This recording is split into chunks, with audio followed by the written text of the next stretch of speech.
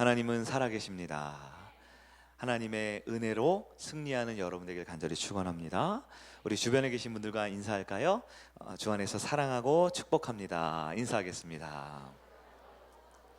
네, 사랑하고 축복합니다. 아멘. 오늘은 요셉 6번째 오랜만에 듣는 말씀이네요. 네, 요셉 말씀인데요. 주변을 살리는 은혜, 주변을 살리는 은혜라는 제목의 말씀을 살펴보도록 하겠습니다. 오랜만에 우리가 요셉으로 돌아와서 아마 추수감사주일 여러 행사들이 많았는데요. 먼저 서론적으로 이 말씀을 먼저 우리가 나눠보기를 원해요. 요셉은 기도에 응답받은 이후에도 같은 삶을 살았던 사람이었다라고 성경에서 말해주고 있어요. 우리의 삶을 한번 비춰봐야 합니다. 우리는 많은 기도의 제목들을 가지고 하나님께 나아가지요.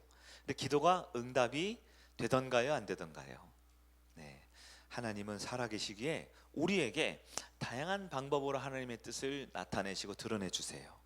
우리의 삶은 은혜의 삶입니다. 우리의 삶은 기도가 응답되는 삶이지요. 근데 그 기도 응답 이후 기도 응답 받은 것도 기억 못하는 분들도 있지만 기도 응답 받은 것을 기억하고 응답 이전에 그 주님을 바라보고 동행하던 삶과 유지하는 그런 삶을 살아가는 것, 그것이 바로 요셉의 삶이었다라는 거예요. 요셉은 감옥에 있다가 드디어 파라오 왕, 이집트의 최고 권력자 바로 왕의 꿈을 해석해 준 이후 전격적으로 국무총리에 발탁이 되었습니다. 요셉 위로는 딱 한 명밖에 없어요. 바로 파라오 왕 한 명이었지요. 자, 요셉이 더 이상 두려워할 사람이 없어졌습니다. 왕도 자기를 너무 신임하고 왕의 생명과 왕의 가족 외에는 다 요셉에게 맡겼잖아요. 요셉이 다 알아서 할 정도 전권을 위임했어요. 자, 이럴 때 누가 가장 두려워하면서 지내야 했을까요? 감옥에 갇혀 있다가 갑자기 이 거대한 나라의 최고 권력자가 된 요셉, 누가 가장 벌벌 떨고 있었을까요? 형들은 모르지요, 요셉이 어디 있는지. 여러분 믿음이 너무 앞서가셔서 누가 가장 두려웠을까요? 보디발과 그의 아내였겠죠. 보디발과 그의 아내가 몇 년 전에, 약 2년 몇 개월 전에 이 요셉에게 누명을 씌우고 요셉을 억울하게 감옥 옥살이를 했잖아요. 근데 그 감옥 옥살이 한 곳이 어디였다고요? 보디발 집의 지하 감옥이라고요. 예, 보디발과 그의 아내는 요셉이 어떻게 지내는지, 어떻게 꿈에서 그랬는지, 어떻게 왕궁에 들어갔다더라, 갑자기 이 사람이 국무총리가 됐다더라, 다 얘기를 들었겠죠. 파라오의 경호실장 보디발과 그의 아내 누명을 씌웠기에 몹시 두려워했을 거예요. 그러나 요셉은 우리가 생각하는 것처럼 그렇게 하지 않았어요. 복수의 드라마를 쓰지 않았습니다. 왜요? 요셉은 감옥에서도 하나님과 동행했기 때문에 국무총리가 된 이후에도 하나님과 동행하였습니다. 이게 우리의 믿음의 정체성이 돼야 돼요. 우리가 기도할 때도 하나님과 동행했으면 기도한 이후에도 하나님과 동행해야 합니다. 고난 중에도 하나님과 동행했으면 승리한 이후에도 하나님과 꾸준히 지속적으로 만나고 교제하고 동행할 수 있어야 돼요. 이것이 우리에게 당연한 것처럼 보일 수 있지만 사실 쉽지 않아요. 왜냐하면 인간은 망각의 존재이거든요. 내가 힘들고 어려울 땐 목숨만 살려주세요 하지만 그 일이 해결된 다음에는 내가 힘이 주어지고 능력이 주어지고 배가 좀 부르고 등이 좀 따뜻해지고, 전에는 직장 문제, 자녀 문제, 먹고 사는 문제를 그렇게 힘들어할 때는 주여 주여 부르짖지만 이 문제가 해결되면 어떻게 해요? 조금 더 좋은 직장, 좀 더 나은 환경, 좀 나은 삶을 향해서 마음이 자꾸 흔들리게 되는 거, 우리 인간의 마음이지요. 여러분 올해 초에 어떤 기도 제목 가지고 있었나요? 네, 저는 우리 성도님들 뵈면 여러분들의 기도 제목이 보이는 것 같아요. 그리고 하나님이 응답해 주시는 게 보이는 것 같아요. 이게 참 그래요. 나는 잘 안 보이는데요, 주변 사람은 잘 보이고요. 네, 여러분은 잘 못 보지만 그래, 목회자라는 사람 일주일 내내 목양실에 앉아서 여러분들을 보고 있거든요. 좀 안 보고 싶은데 사실 보여요. 우리 작은 아이부터 어른들까지 어디서 지내시고 어떻게 생활하시고 어떤 믿음의 생활을 하는지 이게 마치 파노라마처럼 늘 기도하고 말씀 묵상은 보이거든요. 그럴 때 제 마음에 가장 감사가 넘치는 건 하나님이 살아계시는 거가 보여요. 응답을 해주시는구나. 때로는 그분의 간절한 기도가 응답되기도 하고요. 때로는 목회자가 그 영혼을 위해 진정한 하나님의 필요를 채워주실 것을 구할 때 그걸 들어주시기도 하고요. 때로는 응답이 안 된 것 같아요. 그렇게 간절히 바랬지만 안 된 것 같은데요, 지나고 보니까 하나님이 더 완벽하게, 더 귀한 방법으로 내 생각보다, 내 기도보다, 이 목회자 우리 성도들의 지혜를 짜낸 것보다 더 탁월한 방법으로 사람을 살리시고 회복시켜 가시는구나, 이런 기도 응답이 보이는 것 같아요. 그러나 저를 비롯한 우리는 어때요? 참 망각의 존재예요. 하나님 그렇게 응답을 해주시고 은혜를 주시는데 지금 이 시점에 우리는 그 은혜와 감사보다는 당장 내일의 문제, 당장 우리의 손에 쥐어진 문제에 고민하고 고통스러워하는 거죠. 기도하고 간절히 구할 때의 모습과 응답과 승리 이후의 모습이 자꾸 바뀌어지는 거예요. 여러분, 요셉은 감옥이 그를 가두지 못했습니다. 마찬가지로 국무총리의 자리가 그를 교만하게 만들지 못했습니다. 이게 우리 성도의 믿음의 정체성이 되어야 합니다. 우리는 고난에 함몰돼서는 안 돼요. 또 응답 이후에 교만해서는 안 됩니다. 교만이 뭐예요? 내 생각과 내 뜻으로 살아가는 거예요. 교만하다고 갑자기 어깨에 힘주고 사람들 무시하고 막 욕하고 다닌다, 그게 아니고요. 간절히 주님이 필요할 때는 주여 주여 부르시다가 내가 조금 해결이 되면 또다시 내 생각, 내 뜻, 내 환경, 내 중요한 생각들로 살아가는 것이 바로 교만의 근원이 되는 것이지요. 우리는 힘들 때만 주님을 찾는 게 아니라 바로 지금 주님을 찾는 요셉과 같은 한결한 믿음의 성도들 되어주시길 주의 이름으로 축복합니다. 요셉은 자기만 살아난 게 아니에요. 이제 감옥에서 국무총리 출세했지요. 그러나 그의 모습은 감옥에서나 국무총리에서나 똑같은 마음, 하나님 중심의 사람이었습니다. 이렇게 하나님 중심의 사람이 될 때 나타나는 영적인 은혜가 있는데요, 바로 주변을 살리는 은혜가 넘치게 되는 거예요. 의사는 아니지만요, 내가 전문적인 목회를 하는 목사님이나 전도사님은 아니지만 내가 하나님의 은혜로 중심을 딱 잡고 있으면 주변이 생수와 같이 흘러넘쳐 살아나게 돼 있다라는 거예요. 첫 번째 살펴볼 것은요, 요셉에게 성실함이라는 과정을 통해서 하나님이 주변을 살려주시는 은혜가 있었다라는 거예요. 요셉이 애굽의 살림을 맡았다라고 오늘 본문이 설명해주고 있어요. 여러분, 살림이라는 표현이 뭘까요? 살림은 한 집안을 이루어서 먹고 사는 것을 살림이라 그러죠. 그런데 요셉이 어디에 살림을 맡았다고요? 이집트라는 큰 나라의 살림을 맡았다고요. 근데 요셉이 누구예요? 요셉이 어떤 사람이에요? 저기 가나안 땅에 한 부잣집 11번째 아들로 태어났잖아요. 11번째. 막둥이 바로 밑에 11번째 아들로 태어나서요, 채색 옷을 입었대요. 이걸 뭘 말한다고 했죠? 편애를 받았던 아들이라 그랬잖아요. 아마 귀공자 스타일로 자기 손으로는 라면 하나 끓여 먹지 못하는 그런 삶을 청소년기와 청년기까지 보냈던 사람이에요. 그런데 내 스스로는 뭘 책임지거나 내 스스로는 뭘 주도하거나 내 스스로는 뭔가를 주변을 도와주는 사람이 아닌 요셉이 어떻게 한 나라의 살림을 책임질 수 있습니까? 어떻게 해요? 그것이 바로 하나님의 은혜이지요. 하나님의 은혜를 거꾸로 보면, 우리가 보면 속된 말로 개고생처럼 보일 수 있어요. 하나님이 그 나라의 살림을 살리기 위해 요셉에게 어떤 훈련을 맨 처음 시키셨을까요? 보디발 집에 노예로 들어가서 그 집안의 살림을 담당하게 시키셨어요. 보디발이 나와 내가 먹는 거, 내 소중한 내 아내, 내 가족 빼고는 네가 다 알아서 해 라고 보디발 집안의 살림을 먼저 맡겨주신 거예요. 그러다가 이제는 그릇이 좀 커지죠. 어떻게 해요? 지하 감옥에 내려가서 감옥 전체의 살림을 요셉에게 맡겨주셨어요. 그렇게 하나님은 차근차근, 요셉은 원하지 않았겠지만 그에게 살림을 책임지고 담당하는, 살림을 책임지다는 거, 우리 가장분들 느껴지시는 거 있죠? 우리 많은 우리 어머니 혹은 아내분들 느껴지시죠? 그냥 집안일이라는 게, 한 가정 꾸려나가는 게 그렇게 무슨 계산기 두드리듯 이렇게 쉽게 되는 것이 아니지요. 언제 어떤 일이 벌어질지 모르는 그런 많은 위험 요소들이 가정 안에 많이 있잖아요. 그것을 다 다스릴 때 주변 사람들한테 인정을 받았어요, 못 받았어요? 요셉이 가는 곳마다 형통했다, 하나님이 함께했다, 얼마나 인정받고 칭찬받도록 하나님이 그를 성실하게 준비시켜 주셨던 거예요.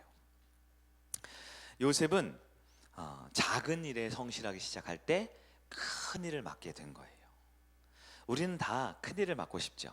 큰 사람이 되고 싶고, 넓은 그릇을 갖고 싶고, 회사에서나 직장에서나 직책이 올라가고 싶고, 리더십이 있고 싶고, 뭔가 더 많이 갖고 싶고, 영향력을, 선한 영향력을 발휘하고 싶으실 거예요. 그러나 오늘의 성실함의 준비 없이 내일의 큰 성공은 없습니다. 지금 내 주어진 삶에 순종하지 않고 나에게 큰 역할이 맡겨지지 않는 거예요. 지금 내 삶에 끊임없이 하나님께 묻고 구하며 이 처절한 삶의 현장이지만 이 삶을 아름답게 가꾸어 나가는 이 노력과 이 성취감 없이 결코 큰 사람, 큰 일꾼이 될 수 없는 것이지요. 요셉은 지금 나에게 주어진 삶에 순종했고요, 성실했고요, 진실한 제자가 되었습니다. 그랬더니 어떻게 해요? 하나님이 요셉을 들어 쓰시는데 이제 가는 곳마다 주변을 살려내는 사람으로 만들어 주신 거예요. 보디발의 집에 가서 그의 집이 흥왕했고요, 지하 감옥에 가서 간수가 요셉은 건드리지 않을 정도로 그를 감옥에 총무로 삼았고요, 이제는 이집트라는 큰 나라의 국무총리가 됐는데도 왕도 가는 곳마다 듣는 말이 있죠. 네가 알아서 해. 요셉이 결정한 것이 곧 법이고 질서야 라는 말을 듣게 만들어 주셨다라는 거예요. 여러분, 나는 주변을 살리는 사람으로 살고 있습니까? 내 주변에도 살려야 될 사람들이 있어요. 가깝게는 우리 가족들이 있죠. 믿음이 있는 분도 있고 믿음이 없는 분은 더할 나위 없고요. 우리 가족 중에서도 살려야 될 사람들이 있어요. 목장 안에서는 어떤가요? 우리가 다 같이 성도 이름을 모였지만 도움이 필요한 분들, 또 영적으로 넘어져서 기도가 필요한 분들, 혹은 그냥 따뜻한 손 한번 잡아주고 권면의 말로 그분을 좀 일으켜야 하는 분들이 있지요. 우리 세상의 친구들과 직장에서도 마찬가지입니다. 하나님께서는 나에게 은혜를 주실 때 이 은혜가 내 안에 머물러 있기를 바라는 것이 아니라, 하나님의 은혜는 하늘보다 높고 바다보다 넓고 깊다라고 했죠. 이 은혜가 주어지면 이 은혜가 주변을 살려내게 만들고 싶으신 것이 우리 하나님의 뜻이라는 것입니다. 코로나 상황이 계속 이어지고 있어요. 요즘에는 여러 가지 이슈들이 많아서 코로나에 대해서 관심이 좀 줄어 들어가고 있는데요. 보니까 뭐 몇천 명, 4천 명인가요? 인원도 많이 늘었다고, 확진자도 늘었다고 해요. 이제 12월 이제 겨울이 시작되잖아요. 아무래도 겨울이 되면 이런 전염병의 위험이 높아지지요. 독감의 시즌이고, 독감이 아니더라도 우리가 여러 감기 환자들이 많이 나타나고 있잖아요. 모르긴 몰라도 제 생각에는 아마 이번 겨울이 코로나 이 시기에 아마 절정기가 되지 않을까라는 생각이 들어요. 원래 회복되기 직전에 마지막에 이제 절정기가 오잖아요. 인원수만 봐도 전에는 우리가 뭐 50명, 100명 할 때 막 무서워하고 막 300명 됐다 그럴 때 막 나라 무너지는 줄 알고 있다가 작년 성탄절 무렵에 1200 몇 명이 됐다고 막 난리가 났었어요. 그랬죠? 그러다 지금 이제 4,000명, 뭐 4,000명쯤이야 이러면서 우리가 마음이 많이 이렇게 환경에 좌우되는데요. 어쨌든 이 확진자 수만 보아도 아마 조금 전염도가 높은 시절이 온 것 같아요. 아마 이번 겨울이 마지막 시기 아닐까 싶어요. 주변에서 보면 목회자들이나 만나면 아마 이런 얘기들을 많이 해요. 코로나가 두려운 게 아니라 코로나로 인해서 각 교회와 목회자와 성도들의 영적인 민낯이 드러나는 부분이 너무 부끄럽고 너무 두렵다, 이런 고백들을 참 많이 하셔요. 실제로 이 코로나 기간으로 인해서 많은 성도들의 신앙심에 대한 자기 점검이 많이 되었어요. 우리 지난주에도 우리 추수감사하면서 많은 분들 감사도 하고 간증도 하고 기쁨의 공연도 했지만, 우리가 많은 분들이 이제 코로나 때 자신의 믿음이 흔들렸고 어떤 믿음을 지켜가는지 간증들을 많이 하고 있잖아요. 목장 모임 때도. 정말 코로나 때 많은 분들이 신앙이 흔들리는 분들이 많더라고요. 교회를 떠나기도 하고 또 돌아오지 못하기도 하고. 그러나 우리가 영적으로 분별해 보면요, 결국은 코로나가 문제가 아니었던 거예요.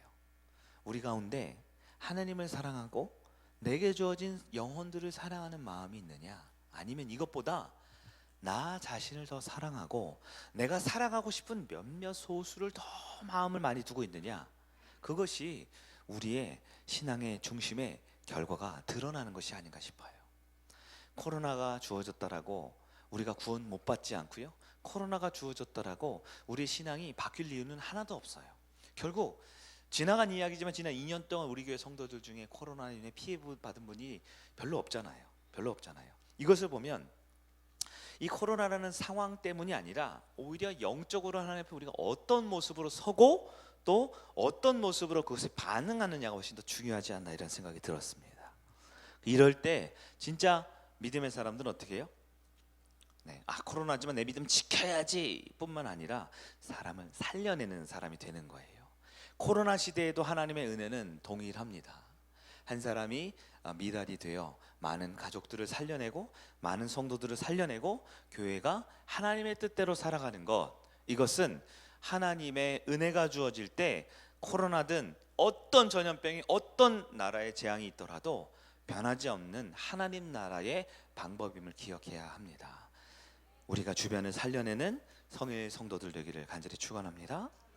두 번째로, 성도는 형제를 지키는 자다라고 할 수 있어요. 우리가 죄에 대해서 설교를 많이 들으셨지만 모든 죄의 근원이 되는 죄가 있다고 그랬어요. 1차적인 죄라고 그랬죠. 무엇일까요? 하나님을 내 마음의 중심에 두지 않는 것. 어떻게 보면 이게 눈에 잘 보이지 않는 거지만 이 코로나 시대 때 가장 드러난 우리의 죄지요. 하나님이 최우선순위에 있느냐 없느냐, 이것이 우리 성도의 삶의 1순위고요. 하나님을 중심에 두지 않으면 그것이 바로 가장 큰 죄의 시작이라 그랬어요. 근데 이 1차적인 죄, 이 근원적인 죄를 넘어서서 이제 2차적인 죄로 갑시다. 우리가 살면서 내가 짓는 많은 죄들이 있겠죠. 아마 내가 짓는 죄 중에 가장 나쁜 죄라면 어떤 죄가 있을까요? 내가 지을 수 있는 가장 나쁜 죄, 물론 지금 내가 당하고 있는 상황이 가장 힘들겠지만 아마 살인이 가장 큰 죄 중에 하나가 아닐까 싶어요. 그렇죠? 사람을 죽이는 거, 이건 정말 나쁜 죄잖아요. 성경에 보면 첫 번째 살인이 언제 있었죠? 가인과 아벨의 사건이잖아요. 가인이 하나님을 중심에 두지 않고 있었기 때문에 예배가 온전히 될 수 없었고요, 그 예배의 결과가 살인이었어요. 얼마나 끔찍한가요? 이게 우리 그리스도인들에게 주는 아주 시사하는 바가 큽니다.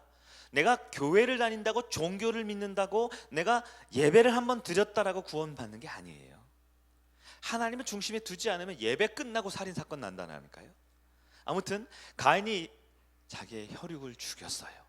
그럴 때 하나님께서 가인에게 찾아오셨죠. 아마 가인이 하나님으로 충만했으면 그 전부터 하나님을 느꼈고 동행했고 하나님을 알았을 텐데, 가인이 하나님을 모르니까 하나님 직접 와서 가인을 책망하게 오셔서 들려주는 그 직접적인 음성을 듣고 하나님의 존재를 인식합니다. 하나님 뭐라 그러시죠? 가인아, 내 아우가 어디 있느냐, 내 동생이 어디 있느냐. 아마 모르긴 몰라도 이건 귀에다 대고 얘기를 하셨을 거예요. 직접. 그만큼 가인이 영적으로 어두웠으니까요. 직접적으로 하나님 말씀하시니까 가인이 뭐라고 대답해요? 제가 제 형제를 지키는 자니까. 영어 성경은 brother's keeper라고 되어 있어요. 형제를 지킨다. 내가 형제를 지켜내는 사람이냐. 여러분 어떻게 생각하세요? 우리는 형제를 지키는 사람입니까? 가인이 물어봤지만 자기가 물어본 질문에 답이 있어요. 성도는 형제를 지키는 사람들입니다. 특별히 주님의 제자로 부름받은 사람은 반드시 브라더스 키퍼가 되어야 하는 거예요. 나 혼자 믿음뿐만이 아니라 주변을 살리는, 구체적으로 보면 형제의 어려움과 아픔과 상처받은 상황을 지키고 보호하고 위로하고 안아줄 수 있는, 그의 떠내려가는 사람의 손을 붙들어줄 수 있는 사람, 브라더스 키퍼가 되는 것이 바로 제자의 사명이에요. 여러분 잠깐 자기 점검해 보세요. 나는 성일교회 안에, 나는 목장 안에, 나 우리 가정 안에 누구를 붙들어주고 지켜주고 있습니까? 그렇다면 나는 제자의 길을 걷고 있는 거예요. 그러나 그 누구도 내가 지켜주지 못하고, 아유 목사님 내 한 목숨 건사하기 힘든데요. 네. 우리가 성도로서 하나님 앞에 예배드리고 있지만 제자의 길은 한 걸음 더 나아갈 수 있어야 하는 거예요. 여러분, 성도는 서로를 지켜줄 의무가 있습니다. 성도는 우리 아까 인사했죠? 사랑하고 축복합니다. 안 하는 분도 좀 있더라고요. 옆 사람을 지켜줘야 돼요. 우리의 만남은 우연이 아니야. 노사연 권사님이 부른 찬송이 아니죠? 유행가가 있어요. 우리의 만남은 우연이 아니에요. 우리의 만남, 우리의 이 좌석은 이미자 권사님의 머리에서 나온 게 아니에요. 우리 하나님이 태초부터 약정해 놓으신 거예요. 이렇게 오늘 안고 인사해라. 너네도 사이 안 좋지? 좀 같이 좀 친해지길 바래. 우리 주님께서 2021년도 이 11월 마지막 주 내 옆자리에 앉게 하셨다란 말이에요. 여러분, 옆 사람에 대한 영적인 마음이 어때요? 내가 그를 붙들어주고 있습니까? 지켜주고 있습니까? 요셉은 형들의 미움을 받았어요. 보디발과 그의 주인, 그 아내의 미움을 받았어요. 감방 동료의 배신을 받았어요. 그러나 요셉이 한 건 뭐예요? 은혜를 받으니까, 하나님과 동행하는, 결국은 형제를 지켜냈습니다. 형들을 아무도 안 죽이고 형들을 살려냈지요. 보디발과 그의 아내를 살려냈지요. 이집트의 모든 왕과 신하들과 그의 백성들을 살려냈고, 더 나아가 주변 국가까지 오늘 보면 뒤에 보면 살려냈습니다. 요셉의 인생을 잘 봐야 돼요. 요셉의 인생은 고난이었죠. 근데 요셉은 그 고난을 헌신의 이유로 삼았어요. 요셉은 굉장히 결핍된 삶을 살았어요. 보디발 집에 종살이 할 땐 주권이 결핍되어 있었고요, 지하 감옥에 있을 땐 자유가 결핍되어 있었고요, 먹을 것이, 심지어 햇볕이, 심지어는 말 통하는 친구가, 가족이 결핍되어 있었어요. 그러나 그 결핍을 헌신으로 삼으니까 사람들이 살아나는 거예요. 요셉은 미움을 받았고요, 누명을 썼고요, 옥살이를 했고요, 배신을 당했어요. 그러나 그런 것들을 헌신의 이유로 삼았습니다. 그래서 내가 은혜로 살아나니까 주변 사람들이 살아나는 거예요. 내가 살려야지. 그래서 살리는 게 아니에요. 많은 분들이 연말연시 교회에서 힘들어하고 시험 들고 어려워하죠. 그럼 우리 교회 중직들 보면 어쩌면 좋아 발망 동동 구르고요. 밥을 사줘야 되나? 짜장면? 짬뽕? 아니 탕수육? 뭘 사주고 뭘 얘기를 해줄까 생각을 우리가 하는데요, 단언코 말씀드리지만 사람은 사람을 못 살리지요. 이쯤 겪어보셨으면 아셔야 되는데 성일교회 이쯤 겪어보셨으면, 여러분은 사람을 못 살려요. 그러나 하나님은 살릴 수 있지요. 우리가 사람을 위로하고 사람을 세워주는 것은 하나님의 은혜가 넘쳐날 때만 가능한 겁니다. 그를 위해 기도하고 그를 위해 간절히 내 은혜가 나눠지기를 소망해야 돼요. 때로는 그 영혼을 위해서 많은 것들, 시간과 비용과 물질을 드리는 것보다 하나님의 은혜 한 번이면 사람의 환경과 마음과 여건과, 아니 온 세상을 다 바꾸실 수 있는 하나님이 하실 수 있음을 기억하시기를 바랍니다. 나는 형제를 지키는 사람입니까? 우리 목원을, 우리 가족들을 지키는 사람입니까? 아니면 추운데요, 코로나인데요, 힘든데요, 그냥 내 코가 석저해서 주변이 죽든 말든 떠내려가든 말든 멀리 가서 미아 신고를 했는데 전화도 안 받고 그렇게 내 신앙 하나로만 살고 있지 않습니까? 우리가 하나님의 은혜를 경험했다면 하나님의 그 사랑을 서로 붙들어 줄 수 있는 형제를 지키는 자, 우리 성일 가족들이 되기를 바랍니다. 마지막 세 번째로는, 그럴 때 우리는 어떻게 살아야 하는가? 먼저 손 내밀어 주러 살리는 사람이 될 수 있어야 합니다. 먼저 손을 내밀어 주는 사람이 되어야 되는 거예요. 요셉은 감옥에서도 하나님과 동행했다고 했죠. 그러니까 총리가 되어서도 변함없이 하나님과 동행하는 영적인 비결을 배웠던 거예요. 여러분, 하나님과 동행하는 것이 가장 큰 능력입니다. 하나님과 동행하는 것이 가장 큰 능력이에요. 그래서 우리가 은혜 받는 습관 중요하다고 그랬죠.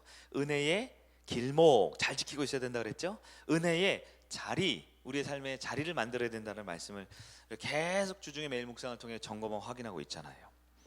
요셉은 왜 국무총리가 됐을 때도 복수를 하거나 아니면 자기 마음대로 호의호식하지 않고 하나님 앞에, 백성들 앞에, 모든 사람들 앞에 칭찬과 인정받으면서 사람들을 살려내는 그런 위인이 될 수 있었을까요?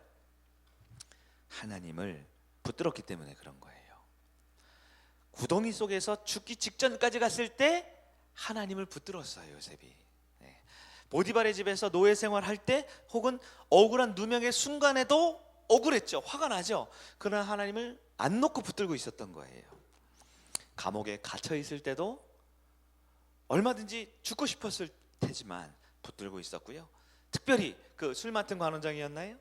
배신당하고 나서 자기를 기억을 못하고 있는 그 2년의 괴롭고 힘든 배신의 고통 속에서도, 고통당하는 중에서도 하나님을 붙들고 있었어요. 여러분, 우리 성도들이 오해하는 것, 하나님과 동행하면 행복한 마음이 자꾸 들고 하나님과 동행하면 기쁨이 넘치는 줄만 알지만 아니에요. 그렇지 않아요. 때로는 하나님을 붙들고 있는 순간에도 우리는 고통을 당해야 할 수도 있어요. 하나님과 동행하는 중에도 외로움에 허덕여야 될 수도 있어요. 우리는 마치 흑백 논리처럼 하나님을 선택하면 만사형통이라고 생각할지 모르지만 우리 하나님의 은혜를 내 삶에 드러내기 위해서 내가 감당해야 될 영역이 있는데요, 요셉이 우리보다 앞서가서 그 길을 겪었던 거예요. 요셉이 어떤 사람이었어요? 먼저 손을 내밀었던 사람인 거죠. 먼저 말을 걸었던 사람이에요. 술 맡은 관원장, 떡 맡은 관원장 어떻게 해요? 그들의 낯빛이 어두운 걸 보고 무슨 일이 있어요? 라고 먼저 말을 걸기 시작했던 것이죠. 먼저 다가간 것입니다. 이 모습이 우리 가운데 있는지 한번 볼까요? 우리 예수 그리스도께서 하셨던 게 바로 그거예요. 구약에 요셉을 예표하는 분이 바로 예수 그리스도이잖아요. 예수님께서도 그리 아니하셔도 되는데요, 먼저 이 땅에 인간의 모습으로 오셔서 우리에게 손을 내밀어 주셨어요. 하나님이신 그 거룩한 분이 더럽고 죄 많은 인간에게 상종 안 해도 될 법한 우리에게 먼저 말을 걸어 주셨어요. 그리고 그 고난의 길을 먼저 가셨고 그 죽음의 길을 먼저 가셨어요. 오늘 요셉이 그 예수님을 보여주는 거예요. 먼저 손을 내밀고 먼저 말을 걸어주고 그 고난의 길, 노예의 길, 그 감옥의 길, 그 죽음의 길을 먼저 경험했지요. 그러나 예수님도 요셉도 공통적으로 그들의 삶이 아닌 하나님이 그들과 함께 해주시니 그 죽음의 길, 고난의 길, 먼저 헌신한 길이 결국 사람을 살려내는 길이 되었다라는 것입니다. 여러분 주변에 혹시 좀 마음이 불편해 보이거나 혹시 몸이 좀 힘들어 보이거나 요즘 따라 연말이기도 하지만 여러 가지 일로 인해서 분주하거나 좀 이분이 조금 괴롭구나, 힘들구나 하는 분들이 보이십니까? 우리가 먼저 손을 한번 내밀어 보면 어떨까요? 우리가 따뜻한 말 한마디 건네보면 어떨까요? 그렇다고 너 왜 그렇게 사니? 이렇게 그 사람을 찌르는 말보다는 따뜻한 말 한마디, 따뜻한 손 한번 잡아주면 어떨까요? 말씀을 정리해 보도록 하겠습니다. 우리 예수님도 우리 요셉도 먼저 손 내밀고 먼저 말 걸고 먼저 그 길을 가셨던 분들이에요. 그리고 바로 그 역할을 주님의 제자로 살아가야 할, 하나님의 백성으로 살아갈 우리에게도 지금 보여주고 있습니다. 주님께서는 갑자기 요셉을 또 이 땅에 보내는 게 아니에요. 예수님이 또 인간의 몸으로 오신 게 아니에요. 그 요셉의 모습, 그 예수님의 모습을 보고 하나님을 만난 저와 여러분이 이 시대의 요셉이 되기를 원하세요. 예수님이 승천하셔서 하셨던 말이 있죠? 나를 믿는 자는 내가 한 일을 그도 할 것이요 나보다 더 큰 일도 하리라. 예수님은 12명에게 집중하셨지만 저에게는 우리 성도들 50여 명에게 말씀을 전하라는 사명을 주신 것 같아요. 우리 목자님들에게는 여러분의 목원들을 향해 여러분 각 가정마다 여러분 교회 식구들마다 서로 살리고 돕고 세워주는 사람이 되라는 요셉의 사명, 예수님의 비전을 우리에게 주셨을 줄 믿습니다. 나는 주변을 살리는 인생인가요? 아니 주변을 아프게 하고 죽이는 인생인가요? 살리는 사람은 밥 한 끼 먹어도 사람이 살아나고요, 차 한 번 태워줘도 사람이 살아나고요, 목장 모임 때 티 한 잔만 해도 기분이 좋고 소망을 갖고 예수를 바라보게 하는 사람이 있어요. 그런 한편 밥을 한 끼 먹으면 기분이 안 좋아지는 사람, 차를 한번 타고 가면 속상해서 야, 이 차 안 타고 싶은 사람, 내가 그 사람과 목장 모임을 하면 다음 주 목사님한테 목장 바꿔달라고 해야지 라고 힘들어하는 경우도 있죠. 여러분, 교회는 사람을 살리는 곳이 돼야 되잖아요. 아픈 사람들을 고치는 곳이 돼야 되잖아요. 물론 우리는 최고의 의사이신 예수님만큼 살리거나 고칠 수는 없을 거예요. 목회자인 저부터도 제 말과 제 행동 하나가 완벽하지 않은 걸 너무너무 잘 알고 있어요. 의도하지 않았지만 때론 저 연약함으로 제 안에 있는 좀 쓴 뿌리가 나타나서 사람에게 상처를 줄 때도 있고 힘들게 할 때도 있지요. 그러나 기본적으로 우리가 가져야 될 것은, 교회는 사람을 살리는 것, 사람을 세워주는 것, 그리고 내가 부족하면 옆 사람과 함께 동역해서 함께 울고 함께 웃으면서 사람이 살아나는 곳이 되어야 한다라는 믿음을 가지시기를 바랍니다. 2021년도 이제 한 달 남았는데요, 어떻게 보면 한 달이나 남았어요. 사람을 살려낼 기회가 5주나 더 있습니다. 우리 가정을 살릴 기회가 31일이나 더 있어요. 내 옆 사람과 소중한 손 한번 잡아주고 말 한마디 나눌 시간은 수백 수천 시간이 남아 있습니다. 사람을 살리는 예수님 닮은 주님의 참 제자, 오늘 말씀처럼 요셉처럼 어느 곳에든 주님과 동행하며 사람을 살려내는 저와 여러분 되기를 예수님의 이름으로 간절히 축원합니다. 아멘.